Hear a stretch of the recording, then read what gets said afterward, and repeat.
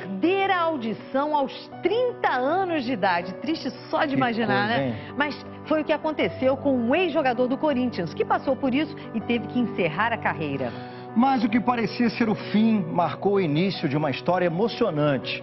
Júlio César aprendeu a tocar piano e ainda compôs um concerto. Tudo isso sem escutar uma nota sequer. Incrível!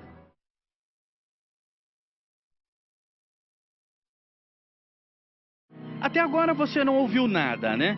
Não se preocupe, não é problema na sua televisão nem no nosso equipamento.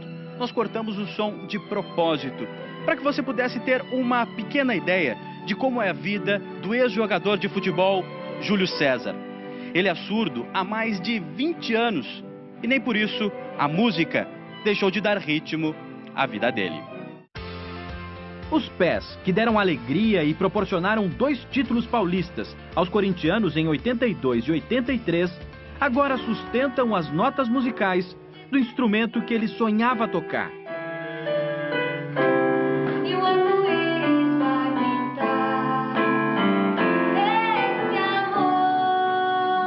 O sonho só se tornou realidade depois da maior tragédia da vida de Júlio César, a perda da audição. O ex-jogador do Corinthians continua falando e tem uma grande habilidade para fazer a leitura labial. Assim, foi possível entrevistá-lo. Quando eu me propus a aprender piano, eu já estava surdo. Mas eu tinha uma bagagem desde os 7 anos de violão muito grande. E o professor era professor de piano e de violão. Então eu fazia, por exemplo, uma nota, um sol no violão, e ele dizia para mim: essa nota, que é esse som que você está ouvindo na sua imaginação, é aqui no piano. A reverberação do som do piano o ajuda a sentir a música. Isso ficou claro no ensaio dele com a camerata do Centro Universitário Fianfa de São Paulo. O ex-jogador, que cresceu ouvindo as instruções dos técnicos em campo, agora se aventura no campo musical, sob a batuta do maestro Rodrigo Vita. Numa tabelinha, o maestro o ajudou na composição de um concerto inteiro, com a base musical que teve quando ainda era ouvinte. Ia dormir, quando o sol já estava raiando, acordava 1, 2 horas da tarde, ia pro piano, para realizar aquela música que eu tinha criado na minha imaginação. Foi assim uma coisa, entendeu? E quando eu levei pro professor, ele até chorou de emocionado. O concerto de Júlio César faz parte do show Jogadas da Vida. O Esporte Fantástico acompanhou com exclusividade o dia da estreia no Teatro do MUB, Museu Brasileiro da Escultura. Júlio já surpreende. Como uma obra de arte em movimento, passa pelo meio do público e dança uma música que não ouve. No palco, antes de tocar, uma pequena mostra de gratidão ao outro instrumento que o tornou conhecido. Júlio César toca o piano com a mesma habilidade que tocava na bola. Apresenta desde os clássicos brasileiros, como Vinícius de Moraes e Tom Jobim, até Beethoven. Compositor alemão que também ficou surdo e foi capaz de compor uma sonata para que uma moça cega conseguisse ver um luar através do som do piano. Assim como todo corintiano, Júlio César respira emoção.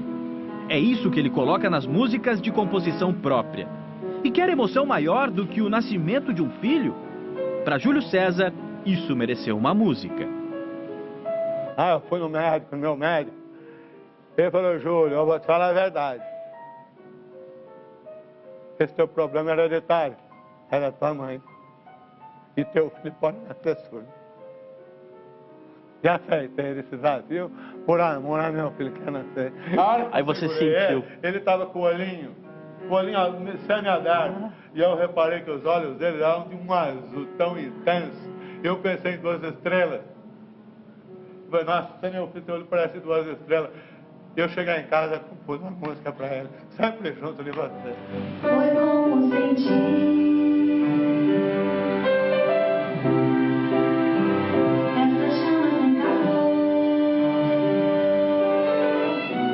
Orgulhoso que meu pai, ele foi uma pessoa que conseguiu vencer vários desafios na vida dele, como, por exemplo, realizar o sonho dele de conseguir entrar no Corinthians para jogar futebol profissional, conseguir compor um concerto surdo.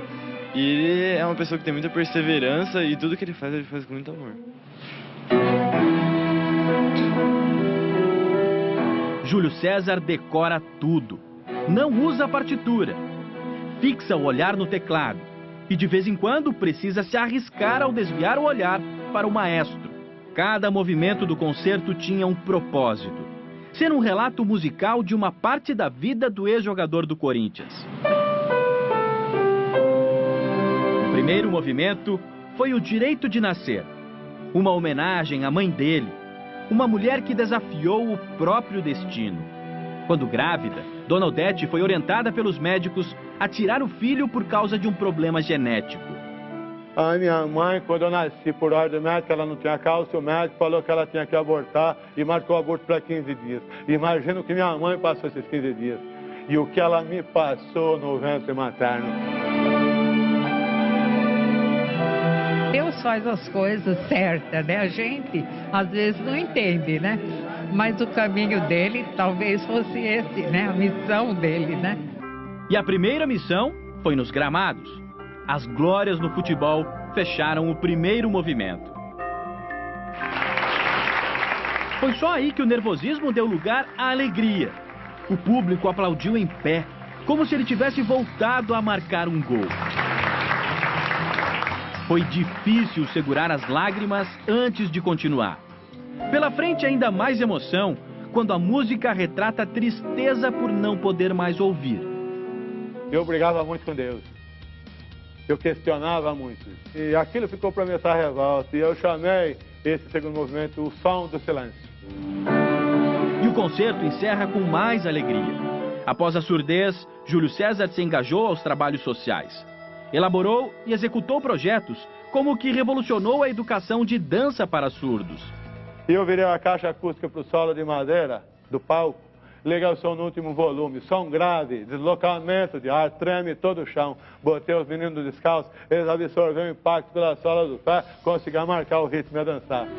A solidariedade traz um sentimento de vitória, expressado em música no último ato. 90 minutos depois, Júlio César encerrou o espetáculo. Se fosse no futebol, seriam 3 pontos pela vitória na estreia. Um exemplo de superação que inspirou quem o comanda neste time de músicos e quem tinha que o marcar nos treinos do Corinthians. Fico feliz, fiquei realmente emocionado porque ele realmente é um guerreiro. A música ou qualquer outro tipo de arte está além das deficiências ou das dificuldades humanas, né? Elas podem ser superadas. Júlio César continua invicto em suas estreias. E sem conseguir escutar a própria música, ele prova que a verdadeira obra de arte é aquela que toca diretamente o coração.